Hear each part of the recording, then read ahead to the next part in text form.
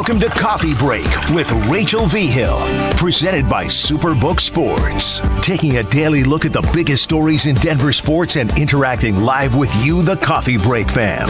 So sit back, relax, grab a cup of joe, and enjoy your coffee break. Here's your host, Rachel V. Hill. Still not Rachel V. Hill. It's Jake Shapiro, Will Peterson filling in for Rachel, who's on vacation this week. Will, I always feel like such a fraud on this show because I don't drink coffee. So raising my glass of water to you. You got a cup of joe today? Yeah, I mean, why don't you buy a coffee mug, bro? You can kind of fool people a little bit. Because I'm not being dishonest. You know, I want to be quite literally transparent. You don't know what's in here, bro. You have no idea what's in here. Yeah, it could be brown that's not coffee for all you know. I have plenty of mugs. I like tea. For whatever reason, I don't think to make it before I jump on this show. Will, we're talking 4th of July plans. It's one of my favorite times of year. Obviously, a break in the sports calendar, though.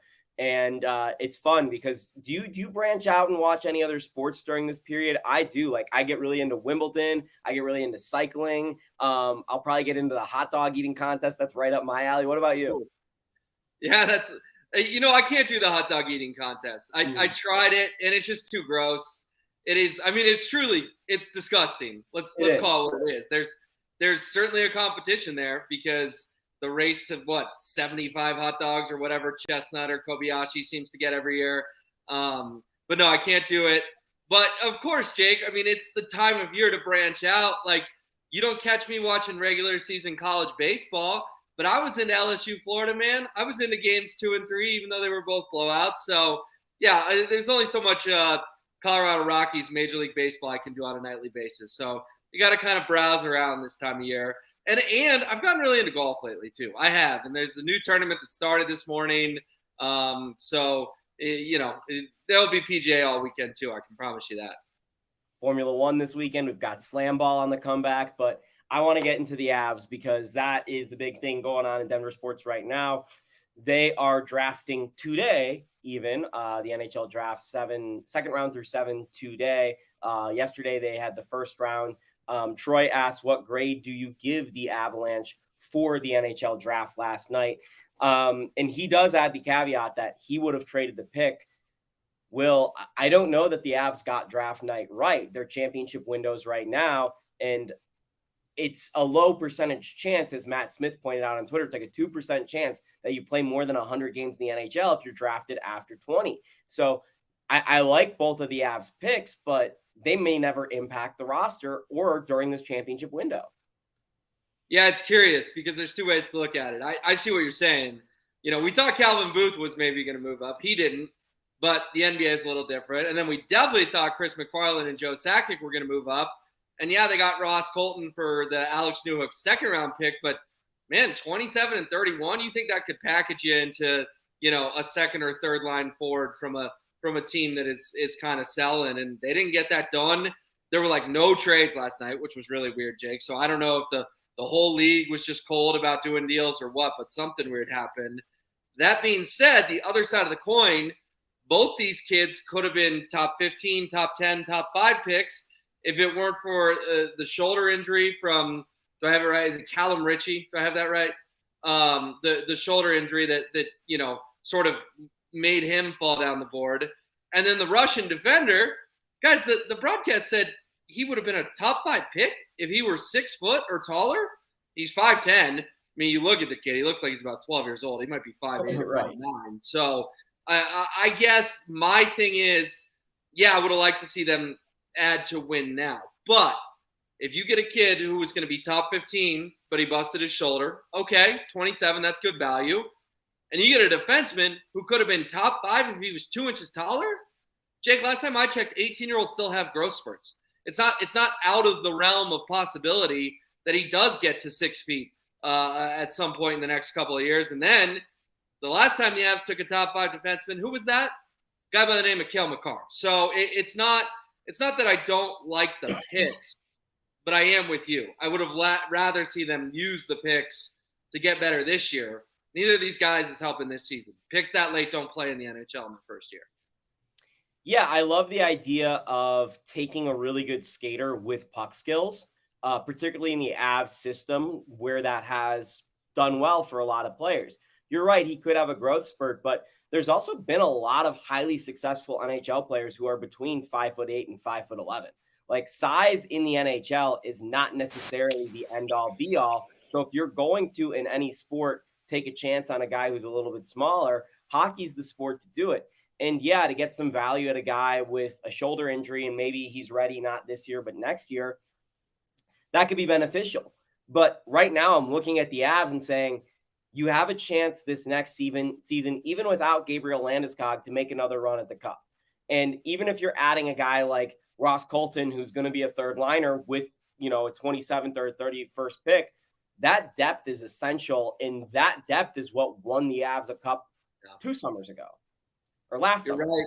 Yeah, no, you're right. I mean, it was the Coglianos, it was the Helms of the world that had big goals in the Cup run. And this year, I mean, Jake, unless 29 or 96 was on the ice against the Kraken, it felt hopeless, right?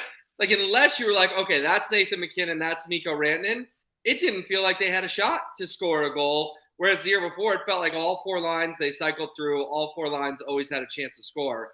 So, yeah, I mean, Ross Colton's a nice ad, but you're right. If you could have gotten another second line, fringe third line guy for 27, and you could have gotten a third fringe fourth line guy for 31, I would have done it. So it is going to be interesting to see what's their plan in free agency to address the depth, because we know top heavy. They have 3 of the 8 best players in the world. But at some point, man, it's got to be more about your depth, because that's, like you said, what won them the Cup back in 22, and that's what lost them the Cup in the first round this year. No depth. Where are you at with this Avs offseason? Because I was talking with DMAC about this yesterday, and I've settled on I actually like what they've done to this point. I think they've made some really prudent moves, but they need to make the big move that blows me away and really solidifies this roster. I don't know if Sidney Crosby is the correct answer. I'm not sure what the correct answer is. I think I'm going to know it when I see it, but I need that one more big move, and maybe that comes in free agency, or maybe that comes when free agency opens up and it's a trade. Yeah, we need that move that sort of feels like that's a name everyone in the hockey world and everyone not in the hockey world knows, right? That's why I was pounding the table for Patrick Kane and Jonathan Toews last year. That's why you've heard a lot of Sidney Crosby chatter this year. Like, you need the veteran piece, particularly with Cup experience. All 3 of those guys have multiple rings. That's going to get you over the top. Obviously, Kane's now in New York, but it does sort of feel like with the Avs, they need one more vet to come in. And yeah, Ryan Johansson, like, if you're a hockey truther through and through, you know who he is.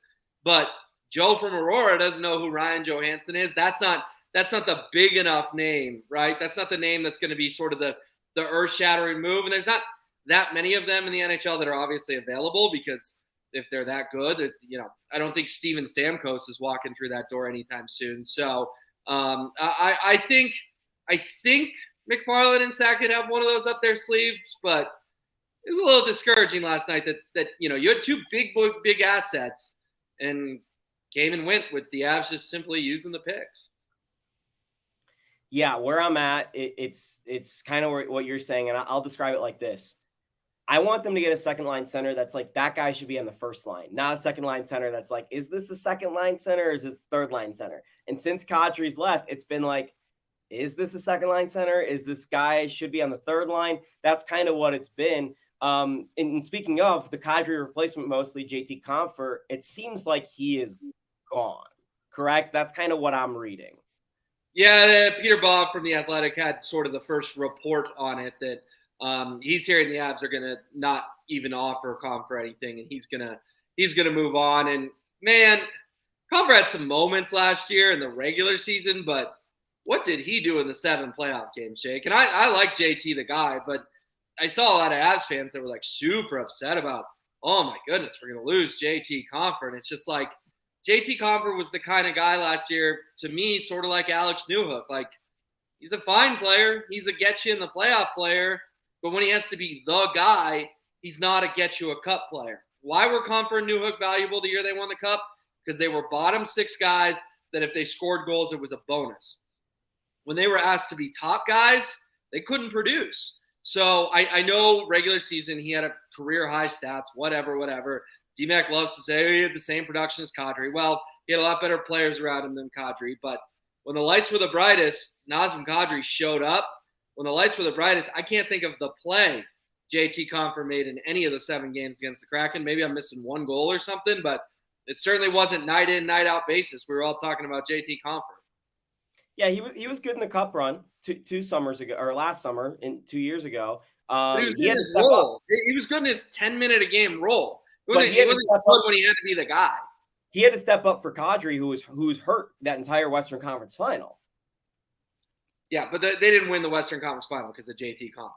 They won the Western Conference final because of Cale Makar and Nathan McKinnon. And they were far better than the Oilers. I agree with you. It's like the Lakers fans right now with Bruce Brown going, oh, if we get Bruce Brown, that completely turns the table. It's like, well, the Nuggets didn't win that series because Bruce Brown. It was a nice piece that helped them, but I'm with you. They need a guy who can win them a series. They can't have a guy that's a beneficiary. And I think that's part of it, Will.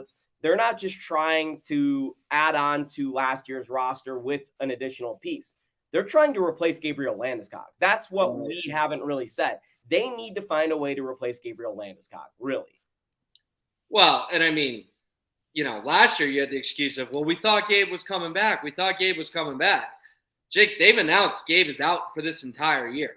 So they can't lean on we thought he was coming back. That's why we didn't do anything at the deadline. And, the knee just didn't get better. McFarland doesn't have that parachute to fall on anymore. And again, is this McFarland show or is it Sakic's show? Because McFarland's the one who makes all the statements. He's the one who announced the picks last night. He's the one who has the press conferences. Wildly impressed with Joe Sakic as a GM and very underwhelmed this far with Chris McFarland as a GM. He needs to start making moves that define his tenure and not riding Sakic's coattails, who built a phenomenal team for 4 or 5 years, who won 1 cup, but we all know they could have won 2 or 3 in that window.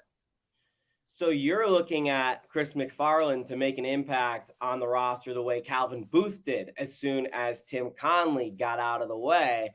That's a good point. Calvin Booth has been unreal.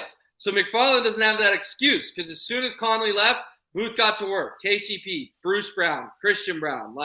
That's a dude who just jumped right in, whereas McFarland's like, oh, I'm going to trade for Lars Eller. Well, how'd that work out, dude? What do you think the Nuggets need right now? Going into this offseason, what do you think they need? They've already had a pretty strong draft, in my opinion, given where they were in their picks. They added some bench scoring, all 3 guys who can shoot, some interesting prospects for the future. Maybe one of them has an impact on the rotation this year, probably not to the level of Christian Brown. That's an unreal ask of anyone that Christian Brown was able to do that. But is it really just simply looking for a Bruce Brown replacement who is likely gone? Yeah, I mean, listen, you don't really see Christian Brown playing Bruce Brown's role next year. That doesn't mean Christian Brown's not ready for an elevated role. He is. He earned that, particularly in the NBA Finals. But is he going to come in and get you 25 points off the bench, once every 3, 4, 5 games? I don't see that leap from him in year 2. So yes, Christian Brown, bigger role, but Christian Brown may be taking Jeff Green's minutes, and a free agent needs to come take Bruce Brown's minutes. So that would be my thing. And I know you wrote about this at denversports.com yesterday, that the 5 free agents the Nuggets could pursue. Hit me with some of those, man, because this league through and through. You know who's going to be out there Friday a lot better than I do. So let's assume he walks. We all, fingers crossed, he's coming back. We all know what Jamal said yesterday, but hit me with some, possible replacements there. So I'll start by saying this. The Nuggets will have a thing called the taxpayer mid-level exception, which is what they used to sign Bruce Brown last year. So they'll have about $5 million to spend on this player. So some of these guys could end up making more and be out of the Nuggets price range, particularly some of the restricted free agents on this list. And if you go after restricted free agent, your money is tied up. So it's a little bit of a gamble that you're taking. But I'll start with my number just one reset target. that real fast. If they're restricted, it means the other team can match the offer, right? Correct. And they could put you in a holding pattern for 48 hours, which then you might miss out on another guy, which is a little they're only going to match it at hour 47 and 59 minute to screw over the champions the best they can, right? Yup, that's exactly what will happen. So I'm going to throw out 5 names, and you tell me if you like any of them. I think they're names. Some of them you're going to know. My number one target is Nickeil Alexander-Walker, who was the guard for Minnesota. He's cousins with Shai Gilgeous-Alexander. He's a friend of Jamal Murray's. He actually did a really decent job defending Jamal Murray in the playoffs for Minnesota. Yeah. Next, we've got Shake Milton from Philadelphia, who's been a role player for them for a couple years. He's actually been really solid when he's had a chance to be the lead playmaker with Tyrese Maxey and James Harden off the floor. We've also got Ayo Dosunmu from Chicago. He's a third-year guard from Illinois. A lot of heart, a lot of hustle. Hit the three really well his rookie season. Struggled a little bit more last year, but the Bulls were just a mess last year. We've got Dennis Schroeder from the Lakers, who we all saw last year. He was running around screens trying to give Jamal Murray trouble. He's also been a guy who can score 20 points a game in the past earlier on in his career. He's more of a veteran option. And then we've got a bigger option in Josh Richardson, who's bounced around the league. Most recently, he was with New Orleans. All 5 of these guys are 6'5" guys. The only caveat here is Nickeil Alexander-Walker and Ayo Dosunmu are both restricted free agents. But both of those situations indicate that those teams may struggle to match those offers because Minnesota has spent a lot of money on bigger players. They also have a rotating cast of guards, whereas Chicago has like 5 guards between Caruso, Ball, DeRozan, and Levine, and it's unsure of what direction they're going in. So did any of those names stand out? They're all kind of in this class where they're not really point guards, but they can kind of do some playmaking, and you can see the hustle, and maybe they could add some defense like Bruce. Yeah, no, it's a good list for sure. I guess the one my sort of gravitated to right away was Shake Milton, just because I felt like every time I watched the 76ers, it was always Harden and Embiid, but Milton was one of those dudes that kind of made plays for them.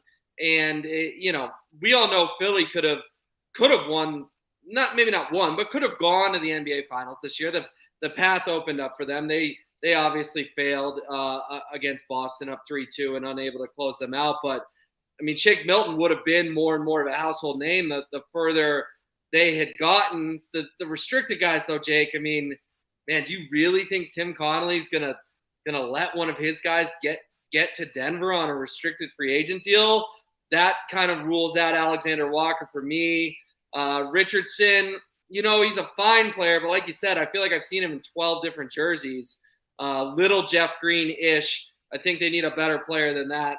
The kid from Chicago, I can't say I know anything about him, so I'd be open to it. But again, that's another former Nugget running the show, Arturas Karnisovas. If he's restricted, is he going to let him get away? And then Schroeder, Lakers, man, Lakers. Do we really want a Laker? I get it. He hasn't been a Laker his whole career, but like, if Bruce does go to the Lakers, which we saw that report yesterday, it feels like going from Schroeder to Bruce would be a downgrade. So I kind of poo-pooed 4 of them. Shake Milton, that's my guy. That's my pick. Shake Milton's a good pick. He was my second pick on there in the top unrestricted picks. So I would totally get it if the Nuggets just didn't even want to play the RFA game and go for Shake Milton. He's a guy who didn't really get as much of a chance this year with James Harden assuming a bigger role, but in the past, he's been awesome for Philadelphia. There's like another class of guys too, between like Patrick Beverley, Joe Ingles, Dante DiVincenzo, Gabe Vincent, Javon Carter, Kyle Lowry, Mason Plumlee, some of these older guys that have been around the league. But, if you're replacing Bruce, to me, you want more of a younger, energetic guy that has shown a wide array of skills, but has kind of struggled to put it all together. And that's why Milton is up high on my list. So I think that's a great note, Will. And they've also got this thing called a traded player exemption that expires a couple days into July from the Monte Morris deal. That would essentially let them take up to about $9.5 million in a trade back without sending out any money. And that opens up a couple players that they could trade for, like DeLon Wright, Jayshawn Tate, KJ Martin, Alex Caruso, Sadiq Bey, and Cole Anthony. If they got any of those guys, I would be ecstatic. Like if they ended up with Sadiq Bey or Alex Caruso or Cole Anthony, that would be amazing. But I'm trying to temper expectations here because the Nuggets don't have a lot of assets to be able to move to make a move like that. And I think we're going to be trying to make moves around the fringes or seeing them make moves around the fringes and trying to replace the Jeff Green role and trying to replace the Bruce Brown role. And in reality, you mentioned it. It's about what can Christian Brown do in development? What can Peyton Watson do in development?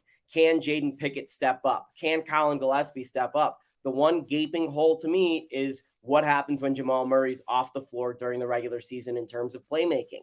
And who is the backup center for the Denver Nuggets? Those are the two big gaping holes. I'm not too worried about the wing anymore. I'm not too worried about replacing Bruce's role that he had in the regular season, but Bruce's role in the postseason as the backup point guard, that was so clutch, and I don't think there's a perfect answer there right now. Yeah, a lot to unpack there. I think you have to look at the West and sort of evaluate, is it going to take 53 wins next year to get the 1 seed? Or is it going to take 60 wins? Is someone going to really go for it? Are the Warriors going to really go for home court? Are the Suns going to really go for home court? Because then it totally changes your philosophy, right? I think we can all agree the Denver Nuggets need home court. That was a huge, huge reason they won the NBA Finals this year. But if it's just going to take 52, 53 wins, then whatever. Peyton Watson can play. Colin Gillespie can play. Vlatko can play. Zeke can play. I don't care. This team can roll out of bed and get 53 wins, Jake. But if it's going to take 60, then you got an issue. Because if it's going to take 60 wins to win the West, Michael Malone's going to have tighter rotations in the regular season. He's going to have guys that he trusts and guys that he doesn't. And I guarantee you that rotation will get smaller if they're going to need those extra 7 wins, because that entire organization knows they won the NBA Finals because they had home court advantage, because they got up 2-0 in every Western Series, and then they played a far inferior opponent in the Miami Heat in the NBA Finals, and home court really didn't matter even after Miami stole game 2. Totally agree with you. Home court's so important for this team. I look around the West and I don't see a team that's going to get 60 wins. But if you're targeting that 60 number, it's not even about tightening the rotations to me too. It's about having your 12th and 13th guy be as good as some teams' 6th and 7th guys. You know, you just need a huge amount of depth. And that's something that the Nuggets really honestly are not going to be able to acquire because of the situation they're in with the salary cap and the luxury tax, not by the doing of Stan Kroenke at all, just by the doings of the league regulations. Unless those in-house guys develop, though, because I can get you 12 or 13 if Zeke Naji hits what they think Zeke Naji can be. I mean, if Vlatko hits what he can be, if Julian Strawther is a hit as a rookie, we can get him to 12 or 13. But I agree with you. They're not going to do it in free agency. It's going to have to be draft and develop that gets them that kind of depth. Alessandro asked, what's the latest with Bruce Brown? Will he sign with the Nuggets or not? There's 2 things I've heard. One, Mike Singer from the Denver Post reported that the Lakers have significant interest. They can offer $12.1 million to the Nuggets, $7 million. The second thing I've heard is that a couple teams around the league, particularly Houston and San Antonio, are interested in using cap space to sign Bruce Brown, which means they could offer him $50, $20 million per season versus the Nuggets, who are limited to 7. I think that Bruce is as good as gone. I don't see a world in which he's going to take that significant of a pay cut to stay with Denver. Will, what do you think would hurt more, if he took $12 million to go play for the Lakers or he took a big payday to go play for Houston? It's a good question. 12 for the Lakers, man. I tweeted the GIF yesterday. It was anybody but him when Mike wrote about the Lakers, and I said anybody but them. No one's gonna begrudge Bruce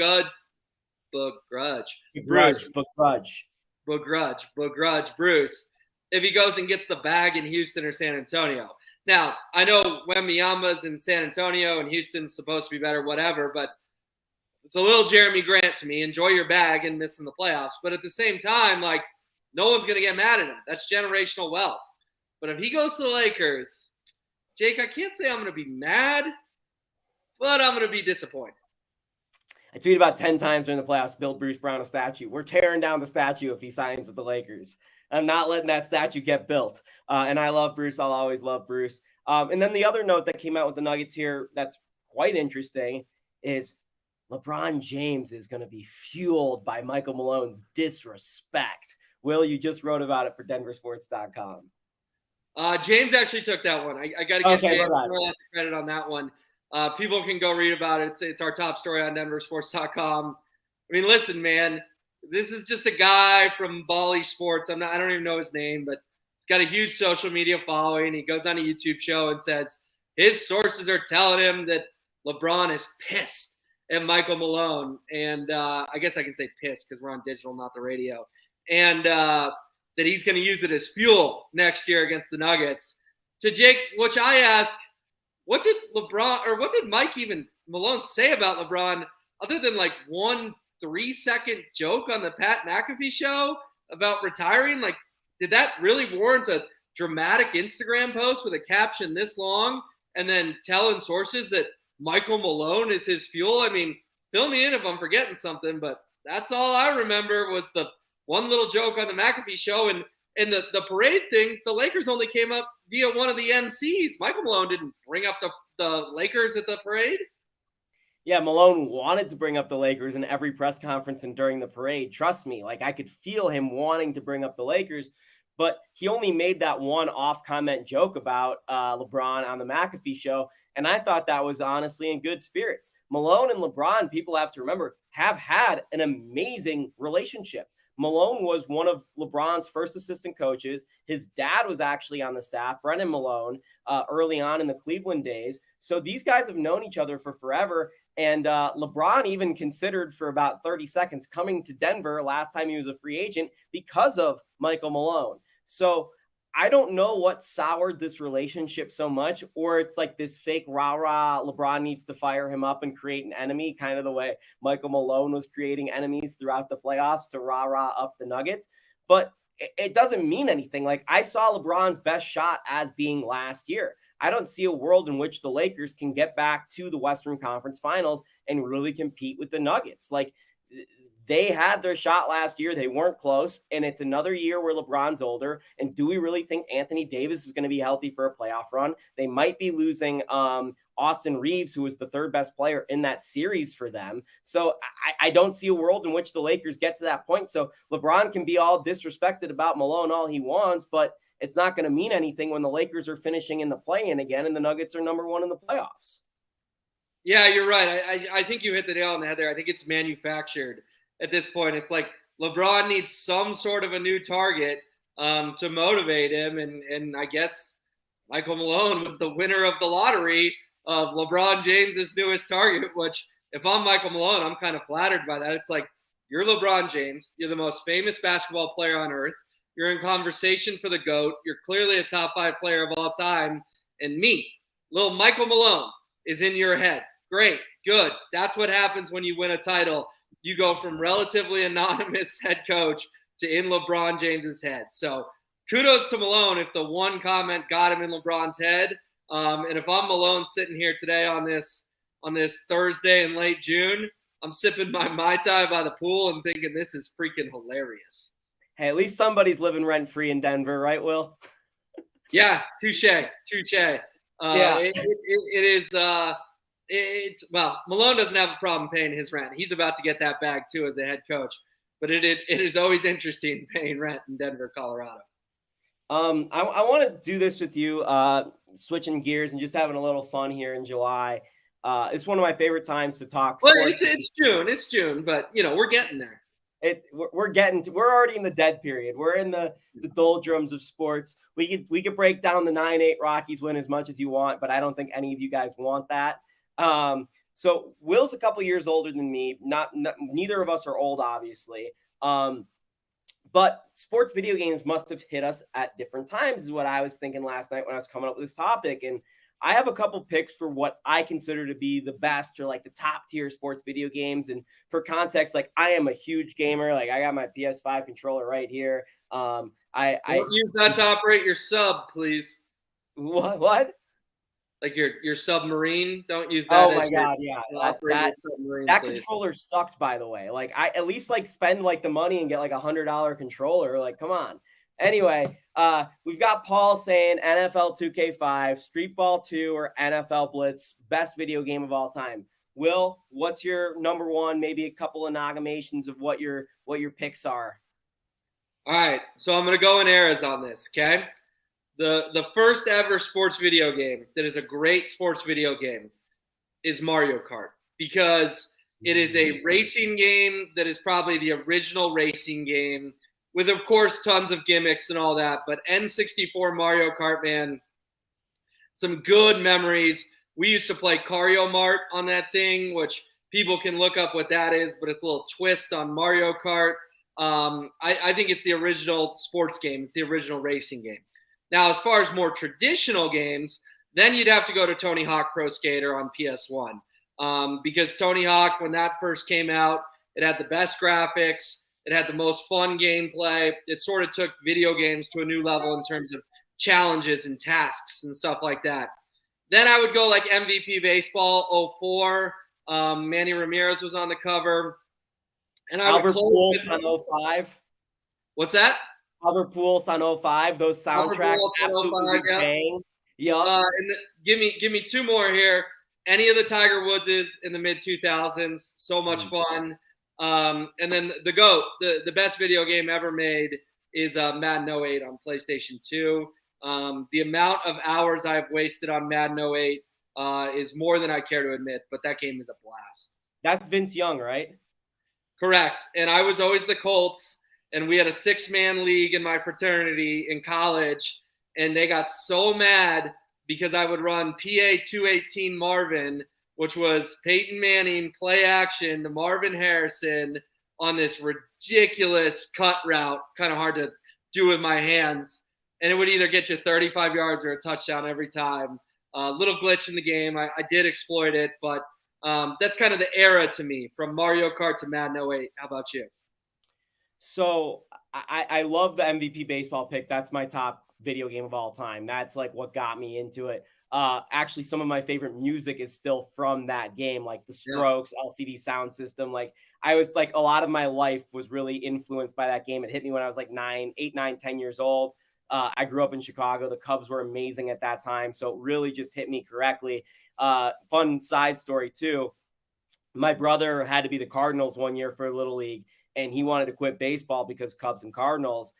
He got number 5 on the back of his jersey. And because we loved Albert Pujols so much from MVP Baseball, he was like, all right, I'll be okay on the Cardinals because I've got Albert Pujols' number. So that's how much we loved MVP Baseball. I brought this topic came up to me because college football, NCAA football, is trying to make a comeback. And I've dearly missed that. I loved NCAA football. That was one of my favorite games. Like 12 and 14 were amazing. Madden 08 on my PSP, I'd bring to middle school, and I would just play in middle school all day, nonstop. That was one of my favorite games of all time. The little hack in that, I would do the dynasty modes. If you made outside linebackers defensive ends, they would have absurd stats. So I was just drafting all the outside linebackers, putting them on the D end and having them pass rush. Mario Kart's such a great pick. I didn't even think of that. I'm throwing Wii Sports into that as well. That changed a lot of stuff. Not as much, obviously, that you could get deep into, like in terms of like sitting there and playing forever and ever. But like, you go over to a friend's house, you played Wii Sports, it was a good time. The other racing game I always really loved, I loved Gran Turismo. I loved Need for Speed, Hot Pursuit. Those games were absolute slaps. But for me, the best video game of all time is NBA 2K.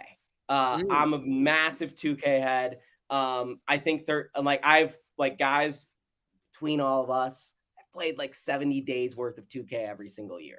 Like, I play more 2K than should be allowed. I'm in all these pro tournaments. 70 days, like you play it on 70 days, or you play 24 hours times 70 days? That. Jake, how's that possible? You have to work, you have to sleep, you have to have a fiance. I'm starting to do some math here. It's like, I think you work, sleep, fiance, and 2K. Do I have that right? Pretty much. NBA Street's a good pick, by the way, Giovanni. So during the pandemic, I was playing, this was 2K21. I played that year like nearly 100 days worth of 2K in terms of hours. I was playing 14 hours at a time. There were multiple times where I was playing 30 plus hour shifts at a time. You guys might think this sounds insane, but I was making money playing 2K at this point. I was like winning tournaments. I was playing with my brother. I was a little point guard. He was a center, and we were running up. So I got into 30 plus hours. So you didn't sleep for 30 straight hours and you just played 2K? Correct. I had nothing to do during the pandemic. Yeah, but like your body had something to do, and that was fall asleep, bro. It's not healthy. It was not healthy. But like I was so into it. And I got into the 2K and NBA had a partnership where there's a 2K league now of the esports teams. I was in the draft pool for one of them. I didn't get drafted. I didn't necessarily want to be drafted because I like my career and I didn't want to do that. But like, that's a little fun Jake trivia is like, and technically, Will, I'm not playing. Obviously, I'm hosting the show, but 2K is on right now and the computer's playing and accumulating VC for me. Wait, accumulating what? Now you're going into video game lingo. You got to slow down. People don't know what this means. Accumulating virtual currency so I can pay for other things, my player to get better and whatnot. I will give you a Tiger Woods shout out. Really randomly, Will. Tiger Woods 14 on the Wii. I was ranked top 100 in the world at one point on the online player. I loved Tiger Woods on the Wii. That was like one of the weirdest things ever that I got into. And then I was a big Chell guy. Like I was super into Chell, particularly early on, like NHL 03, NHL, I want to say like 09. Those games were absolute slaps for me. So I've played these games that I'm talking about front to back. NBA Street, amazing game. NFL Blitz, amazing game. I really missed ESPN NFL 2K5. That's like a classic video game. ESPN did that one with NHL 2K4. That was an absolute slap as well. So I could have this conversation and go in the nuances of the games, like in the soundtracks and like how they've perfected the art. But I say this all to say NCAA football had an amazing recipe, and I can't wait to see what they do with the NIL. And I hope that they don't use too much of the Madden engine. And will you get NCAA football next summer when it comes out, or what's your situation with video games now? If I'm going to get NCAA football, I'm going to get NCAA football like 04 and be the USC Trojans. So no, I will not be getting a new video game. My situation with video games is I still have my PS2, and that will be the last gaming system I ever own. I don't have any interest in the new stuff. I think the controllers are too big. I don't understand the buttons. I don't understand the gameplay. Yes, that is a 33-year-old old man take, but I will be content playing PS2 for the rest of my life. And of course, I will still play Nintendo 64 and Super Nintendo if someone gives me a controller, because I am comfortable with both those. But I have no desire to learn a new video game system. How about you? I have the PS5, so I'll be getting the NCAA football. I'll always have the latest video they're on to 5 now? I thought they were at like 3 or 4. I didn't realize that. The PS5. I have a PS4 sitting here and an Xbox 360 and a Wii. I've got all the stuff, man. I'm into it. NBA Jam. I just want to throw that out. I was wearing the NBA Jam shirt yesterday. Always a classic. So like, Will, if you wanted to come meet me at the little sports video, the little video game bar over here on Colfax 1UP, I would kick your butt in NBA Jam anytime you were willing to get your butt kicked. But maybe we'll have to keep it to the office, because there's an NFL Blitz machine in our office now, and that thing's a little addictive. Yeah, no, the Blitz machine is definitely fun. It has very similar vibes to NBA Jam. I've been to the one in Lodo, the video game bar 1UP. That's where our old buddy Ben Hockman used to play NBA Jam all the time. I played plenty of games with Ben down there. That was fun. And like Wilson Chandler used to like roll through there all the time and play NBA Jam. A lot of the Nuggets players. I haven't seen any of the newer guys down there. I haven't been downtown much. But sort of the Brian Shaw lean years, which, you know, that wasn't very good basketball on the court. They had some good video game players off of it. I want to transition into this, Will. And last night there was the 24th perfect game in Major League Baseball history. Clayton Kershaw was, I think, through 5 or 6 innings at throwing a no-hitter 2 nights ago when I was at the Rockies game. I think for me to say I want to be at a perfect game is obviously obvious, but there's very little chance for it to happen. I would settle even for being at a no-hitter. And the amount of baseball games I go to, I think it will happen eventually, at least at the major league level. I've been at no-hitters at the college level and at other levels as well. I asked this question to you because the holy grail for me is being at a perfect game. What would be the sports feat or achievement that you would like absolutely love to see in person? Well, real quick, if anyone's been listening to the drive the last couple of days, D-Mac has been threatening to go to an Oakland A's game. He has made multiple references about going to an Oakland A's game. So as soon as I saw that happen last night, I texted him and I said, please tell me you were at the perfect game. And he said, unfortunately, I was not. So I was like, oh my goodness. So, that's what made me think of it with you starting this question. You want to go. D-Mac had the winning lottery ticket in front of him last night and was not there, which was unfortunate. But Jake, if I could see anything, man, and we're not talking like championships here. We're talking like individual feats, correct? Yeah. Yeah. Like, and this one's weird because you can't predict it. So it's not like, guys sitting on 499 home runs. So you start going to all the games. Right. And I had a friend, Nick, at that game last night, and there was like 5,000 fans. So I'm shocked I even knew anyone at that game. So that one's really hard. That's why I say perfect game and no hitters is really hard because you can't, ahead of time. And I've seen like 7 cycles because of Coors Field is weird. There's only been like 300 cycles in Major League Baseball history, and I've seen like 7 of them. All right, so here's what's coming to mind for me. How much fun would it be to be at an NBA game where someone goes for 60? Because 60 is kind of the holy grail this day and age in the NBA. It used to be 50. It's now 60. Obviously we all remember Kobe going for 81. I think Dame went for 60 this year once or twice. But I think that would kind of be the number where you sort of looked up in the third quarter and you're like, oh, Jamal Murray's got 42. Like, we could be witnessing history tonight. So I think something like that. I mean, obviously it'd be easy for me to sit here and say, oh, I want to see a 100-point game. Well, guess what?